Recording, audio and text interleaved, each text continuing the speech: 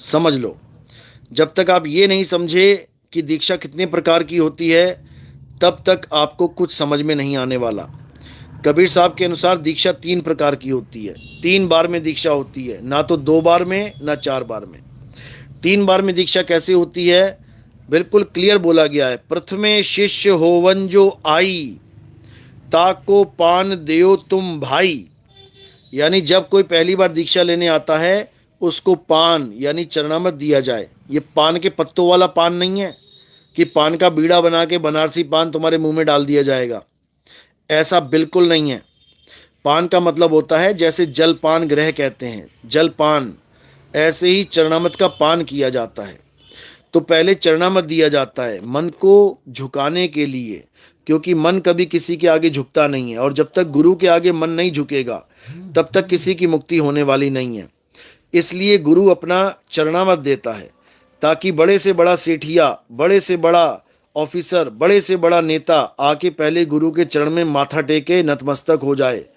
गुरु का चरणामृत लेते ही उसका अंतःकरण शुद्ध होता है। हाँ, अंदर काल भगवान साक्षात बैठा हो तो भले वो चतुर चालाकी करेगा। अगर अच्छा जीव है मालिक का, तो उसका अंतःकरण शुद्ध होते देर नहीं लगती।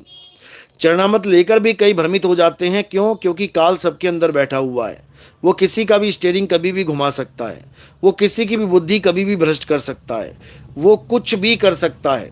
और उसके लक्षण भी मैं बताऊंगा कि कैसे काल भरमाता है और कैसे उन लोगों की दुर्दशा होती है, कैसे वो अंत समय में तड़पते हैं, मरते हैं, दुर्दशा को प्राप्त होते हैं, लेकिन परमात्मा उनकी कभी मदद नहीं करता। क्या है वो राज, आज आपको बताया जाएगा, आज आपको समझाया जाएगा।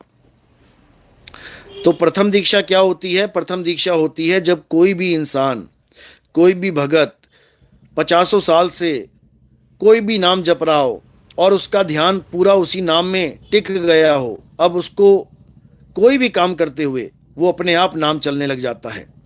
उस नाम को छुड़वाने के लिए क्या किया जाता है? पहली दीक्षा दी जाती है। इसलिए कबीर साहब ने बोला, प्रथमे शिष्य होवन जो आई, ताको पान देओ तुम भाई। यानी उसको चरणामत दो, उसको वो नाम दो जो परमात्मा के 52 अक्षरी नाम संतों ने निर्धारित किए हैं।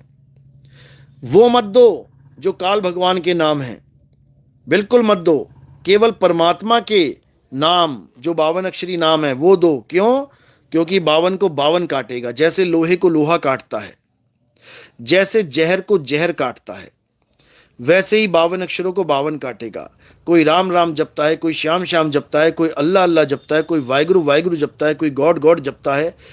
इन नामों को काटने के लिए, यानी 52 अक्षरों को काटने के लिए 52 अक्षर का ही नाम प्रथम दीक्षा में दिया जाता है। तो ये कड़ी पूरी हो जाती है। कहते हैं, प्रथमे शिष्य होवन जो आई, ताको पान देओ तुम भाई। जब देखो तुम दृढ़ता ज्ञाना, ताको कहो शब्द परवाना। यानी पहली बार में जो दीक्षा हो जाती है, उसके बाद उस शिष्य को चेक करते रहो जब तक उसकी लगन ना लग जाए। जब देखो तुम दृढ़ता ज्ञाना, यानी जब तक वो दृढ़ ना हो जाए, जब तक उसकी लगन ना लग जाए, तब तक उसको दूसरी दीक्षा मत दो।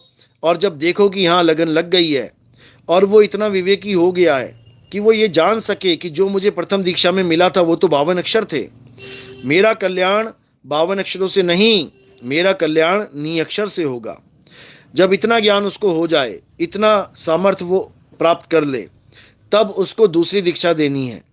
और जब दूसरी दीक्षा दी जाती है तो क्या किया जाता है? पहला वाला नाम छुड़वा दिया जाता है, जिसके लिए बोला है, सोई गुरु पूरा कहावे, जो 2 अक्षर का भेद बतावे, एक छुड़ावे एक लखावे, तब प्राणी निज घर को जावे। यानी जब दूसरी दीक्षा मिलती है तो पहला वाला 52 अक्षरी नाम छुड़वा दिया जाता है। ये वो 52 अक्षरी नाम नहीं है जो तुम्हें ओम सोहम कह के दे दिया जाए और कहें कि सारी उम्र जपते रहो। मूर्ख बनाते हैं ये लोग, इनको पता ही नहीं है छुड़वाना क्या है। इन्हीं 2 अक्षरों में से एक को छुड़वाया जाता है। एक है 52 अक्षर और एक है आत्म अक्षर। 52 अक्षर को छुड़वा दिया जाता है, आत्म अक्षर को लखा दिया जाता है। तो कहते हैं, सोई गुरु पूरा कहावे, जो दो अक्षर का भेद बतावे, एक छुड़ावे, यानी जो प्रथम दीक्षा में नाम दिए गए थे वो छुड़वा दिए जाएंगे। दूसरी दीक्षा वाला कोई भी भगत है वो प्रथम दीक्षा में दिए हुए नाम को नहीं जपेगा। जाप छूट गया, जाप मरे, अजपा मरे, अनहद भी मर जाए, यानी सब कुछ छुड़वा दिया जाता है, हर चीज छोड़ देना है। अब क्या करना है? सूरत समाये शब्द में और वाह को काल ना खाए। फिर शब्द का भेद बताया जाता है, उस सार शब्द का भेद बताया जाता है जिसको कहते हैं लखाना। एक छुड़ाए, ये 52 अक्षर छुड़ाए, एक लखाए, वो आदि अक्षर लखाए, तब प्राणी निज घर को जाए। तब वो सूरत उस शब्द में समाएगी जिसका भेद गुरु दे देता है। लेकिन ये मूर्ख, ये अज्ञानी, ये पाखंडी कभी नहीं समझ सकते इस वाणी को। यूज तो पूरी करेंगे कि हाँ 2 अक्षर का भेद बताए और अक्षर की जगह शब्द पकड़ा देंगे, ओम सोहंग। क्योंकि इन नादानों को यही नहीं पता कि अक्षर और शब्द में फर्क क्या होता है। ये शब्द को अक्षर मान बैठे हैं अज्ञानी जीव। तो क्या करना है? दूसरी दीक्षा मिलते ही, जिसको ध्यान विदेही कहते हैं, दूसरी दीक्षा का मतलब होता है कि अब 52 अक्षरों को त्याग देना है, यानी 52 से 52 को काट दिया तो सब 52 को छोड़ दो। अब ध्यान को ध्यान से काटेंगे, यानी संसार में जो ध्यान फंसा हुआ है उस ध्यान को हम कैसे काटेंगे? ध्यान के ही द्वारा। नानक साहब की वाणी है गुरु ग्रंथ साहब में, कहते धुन में ध्यान, ध्यान में जाना, गुरमुख अकथ कहानी। यानी जब मैं उस शब्द गुरु में, मैं उस अकथ गुरु में, मैं उस अकथ नाम में, उस अखंड शब्द में जब मैंने ध्यान लगाया, तब मैं जान पाया कि वाहिगुरु होता क्या है। तब मैं जान पाया कि वो कबीर है क्या, जिसे कहते हैं कक्का केवल नाम है, बब्बा ब्रह्म शरीर और रारा सब में रम रहा, वाको नाम कबीर।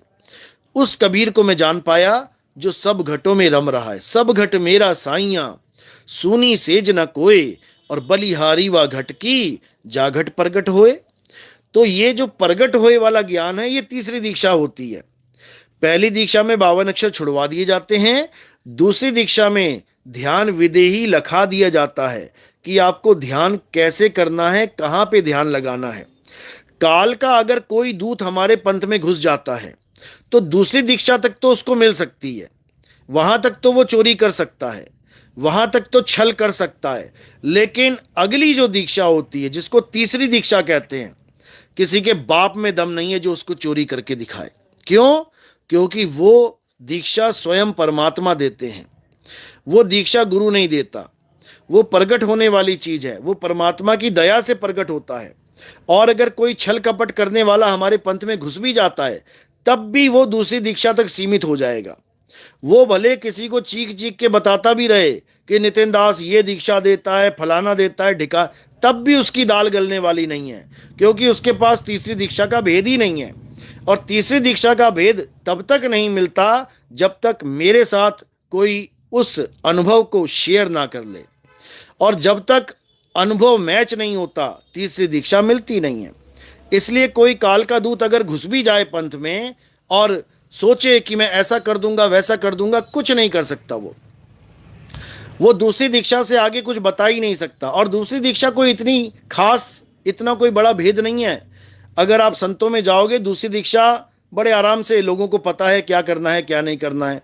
लेकिन आगे का जो भेद है, जो तीसरी दीक्षा का भेद है, वो गुप्त से भी गुप्त है, अगाध ज्ञान है। वो अगाध, जिसके लिए क्या बोला गया, प्रथमे शिष्य होवन जो आई, ताको पान देओ तुम भाई। ये हो गई पहली दीक्षा। जब देखो तुम दृढ़ता ज्ञाना, ताको कहो शब्द परवाना, यानी उसको शब्द का परवाना दे दो। परवाना यानी पहचान दे दो उसको। ये दूसरी दीक्षा है, यानी उसको ध्यान विदेही दे दो कि कहां पर ध्यान को रखना है, दे दो। शब्द माही जब निश्चय आवे, ताको ज्ञान अगाध सुनावे। जो अगाध ज्ञान है, जिससे हमारी मुक्ति होगी, जिससे सब बंधन टूट जाएंगे, जो केवल और केवल असली तत्वदर्शी संत ही दे सकता है, वो दीक्षा इस दुनिया में कोई नहीं दे सकता। बड़े से बड़ा माई का लाल आ जाए, दूसरी दीक्षा तक का भेद तो वो बता सकता है आपको, लेकिन वो तीसरी दीक्षा का भेद नहीं बता सकता। क्योंकि उसके बस की बात ही नहीं है ज्ञान चोरी करना, क्योंकि वो ज्ञान इंसान का है ही नहीं। वो ज्ञान परम पिता परमात्मा का है। और जब तक वो ज्ञान नहीं हो गया, तब तक भाई साहब आप जन्म मरण में धक्के ही खाते रहोगे। कोई बचाने वाला नहीं है। 84 में ऐसे ऐसे धक्के पड़ेंगे कि हालत खराब हो जाएगी। आज कोई छल करता है, कपट करता है और सोचता है कि मैं बहुत बड़ा होशियार हूं, उसको नहीं पता कि उसने अपने पैर पे कितनी बड़ी कुल्हाड़ी मार ली है। उसको ऐसी ऐसी योनियों में भेजा जाएगा